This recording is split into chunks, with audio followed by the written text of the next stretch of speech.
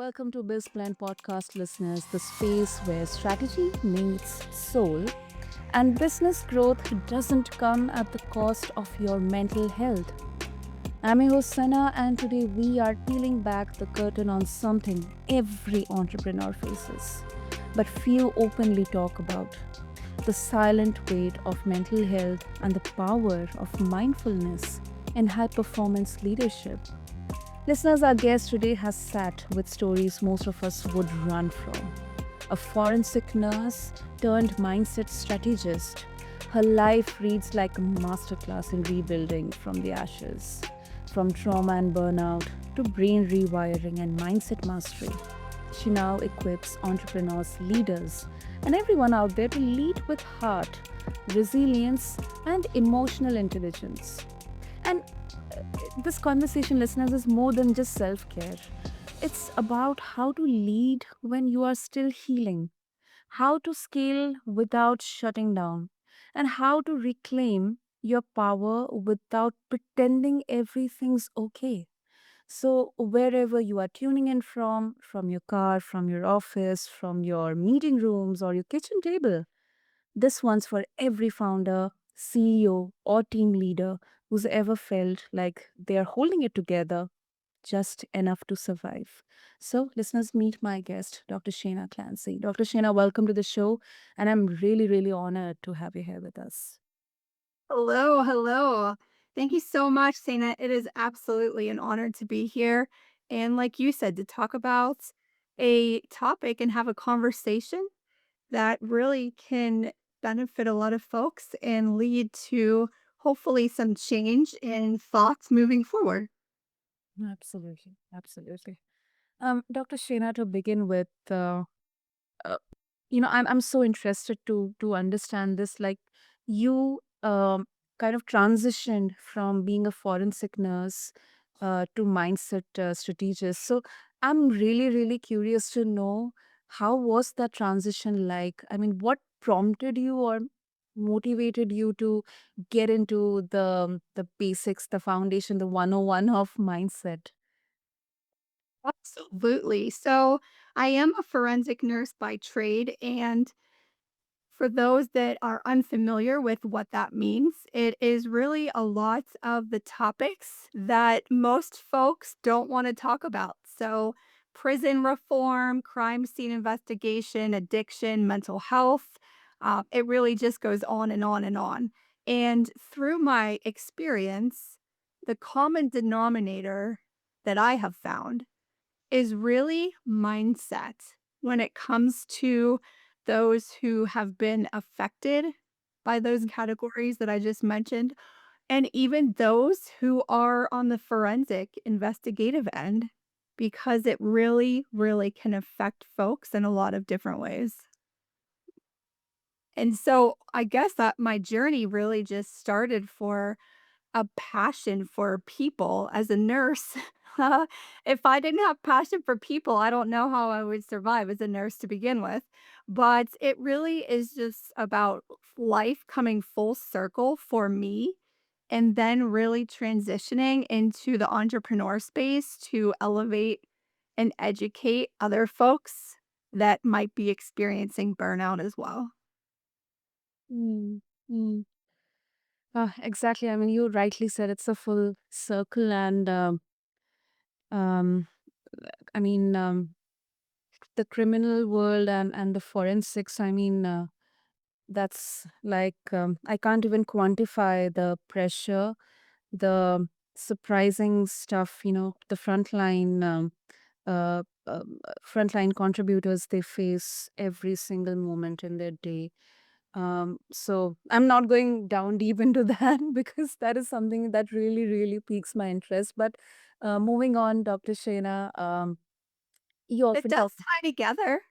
It does tie together if you want me to mention that, because as the front line in those high stakes decision making, it Mm, correlates directly to a business owner who's making high stake decisions as well. mm, yeah, that is true. That is true.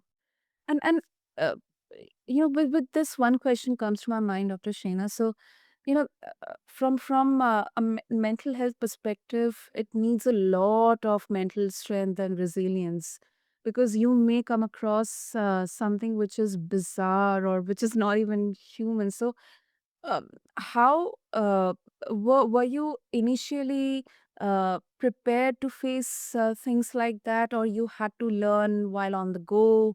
I mean, were there any special strategies that you used, so that you're not mentally drained or you're not feeling frustration?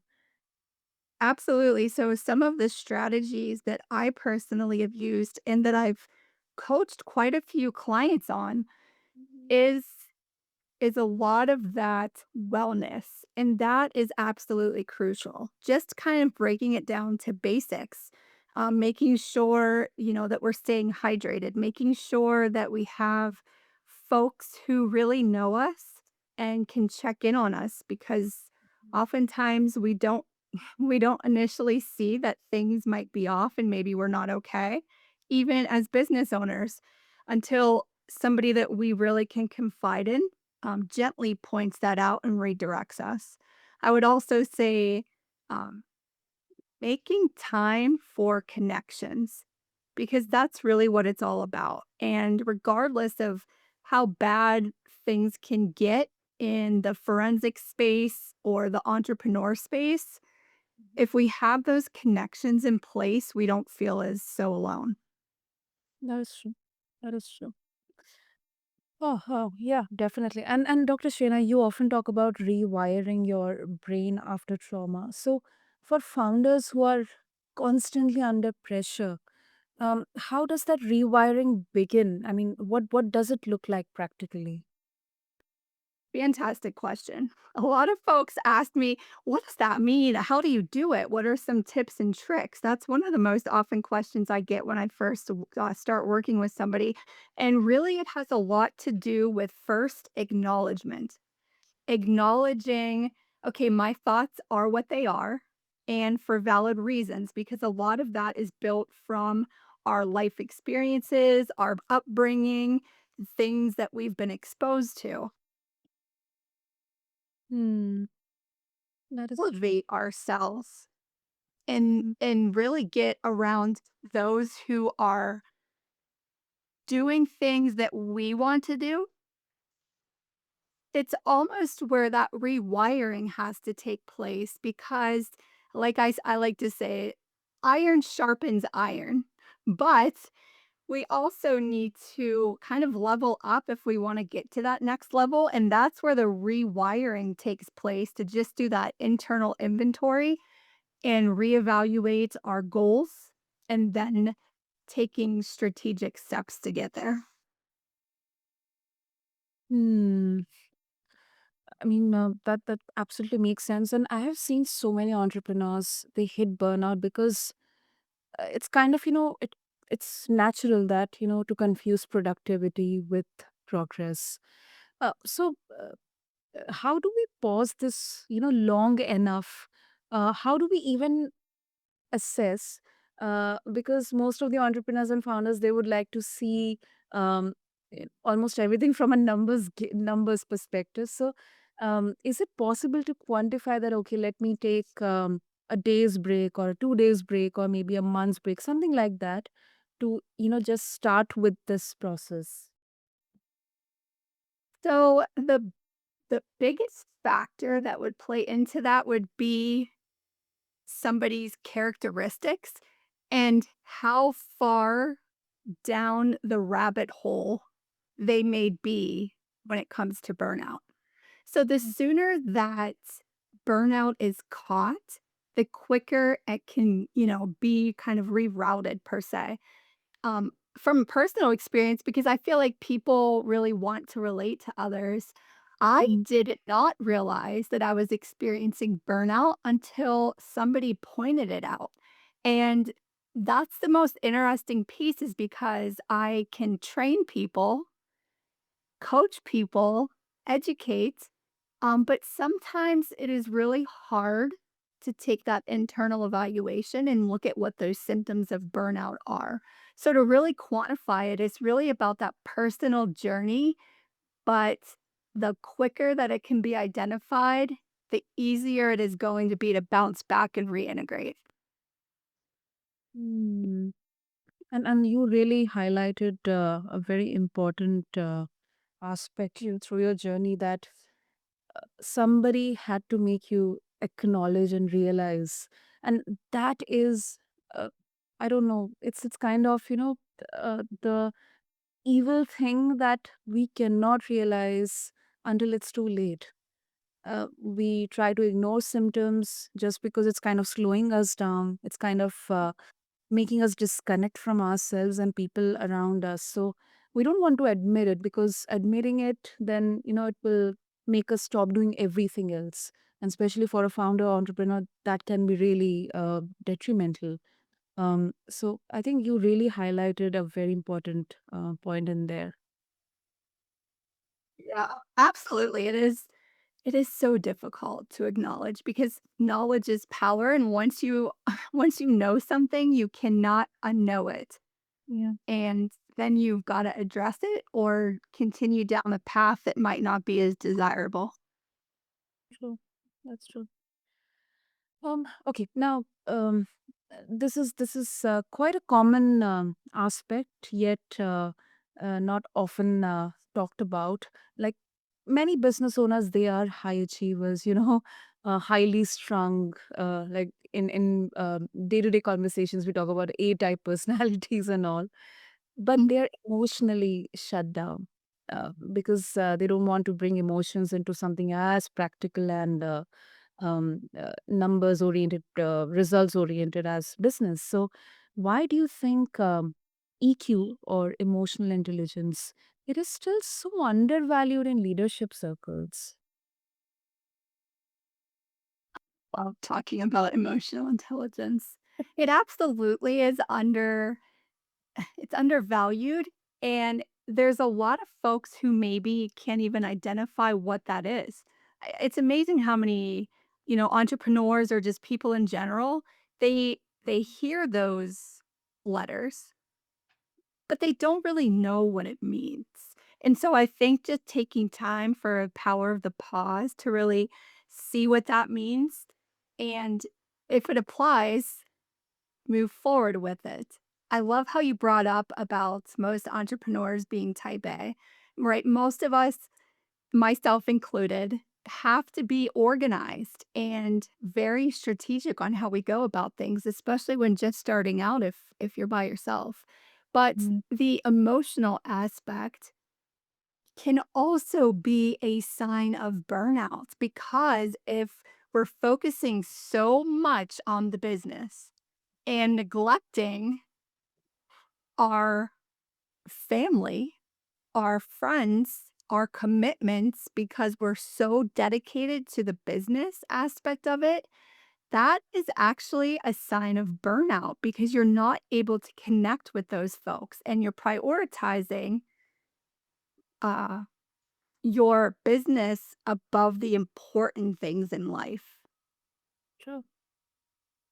That is true. That is true. But also coming from, it's easier said than done. I mean, sometimes it feels like it's a whole mountain, and that balance is it's really hard to achieve. So, and do you have any practical, like doable, um, practices or approach to this, like how we can find balance between both of the aspects?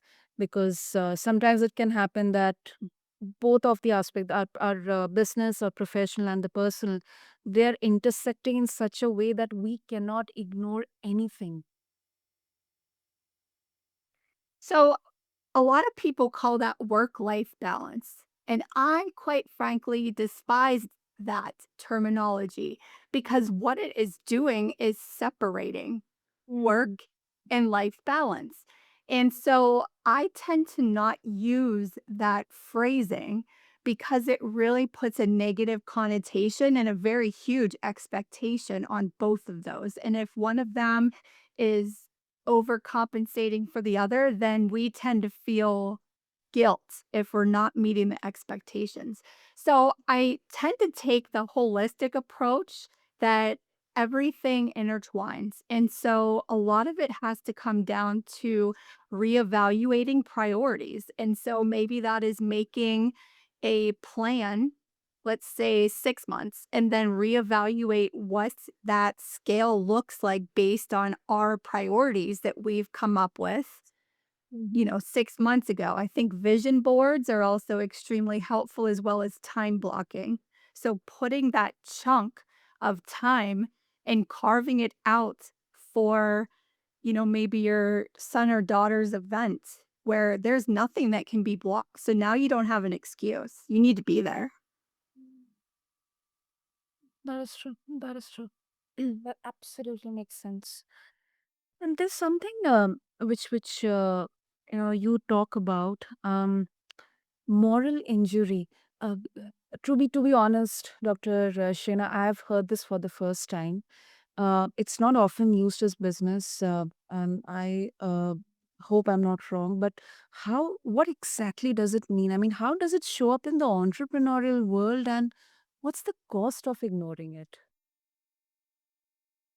Oh, this is such a deep question, I think, because the cost of ignoring it is critical.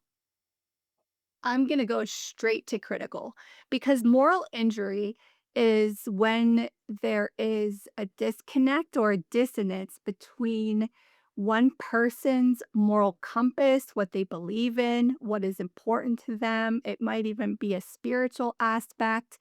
And maybe something occurs that is undesirable or not what we had in our deck of cards for life. And I'm going to say, just being raw, right? Since I have that forensic background, what if it is something where there is a traumatic event that happens? Maybe there's, a lot of businesses. I don't know if it's in your location as much, but here in the US, there's been a significant increase for like based on location, like break-ins or, altercations. And so that in and of itself could be moral injury because that might not be how that business owner aligns, but now it's at their front door. And there's that disconnect of how do I move forward from this? Well, I'm still trying to heal from my experience or trauma that occurred. True, true. Yes, yes, we are globally seeing. I mean, this happening. Whether it's with your colleagues or their individual scenarios as well, because we're just because of the work pressure and very young people, they are unfortunately losing their lives. And I think we often glorify the hustle, but uh, what happens when scaling a business comes at the cost of your own values or mental health? I mean, the repercussions, they are dire. So I think the conversation around mental health and mindfulness has to come from the leaders, and that how it kind of will percolate down into the people who are contributing, who are part of that business or that startup. Absolutely. Because people, like I mentioned earlier, people want to feel connected. They want to feel like their voice is heard and they're valued.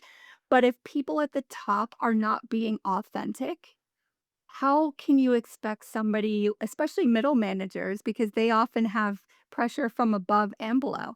How can we expect them to perform at peak performance if we're not being our authentic ourselves and giving them that space and grace for where they're at as well? Absolutely right. Absolutely. That's rhetoric.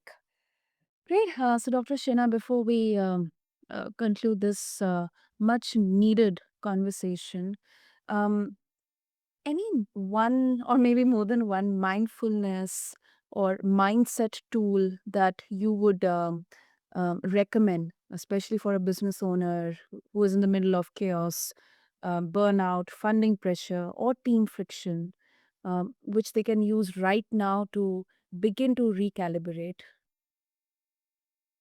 let's say start with time blocking.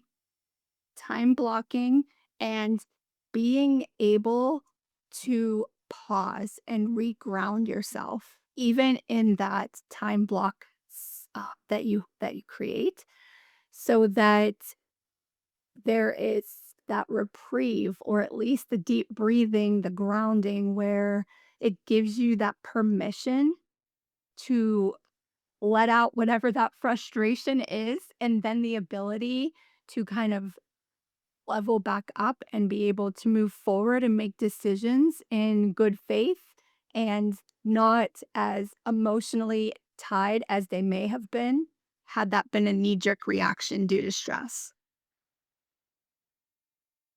Absolutely. And I think more than that also, as you mentioned, first of all, there has to be a self-awareness and acknowledgement that yes, this is something I'm going through and I need to address to it. I need to tend to it.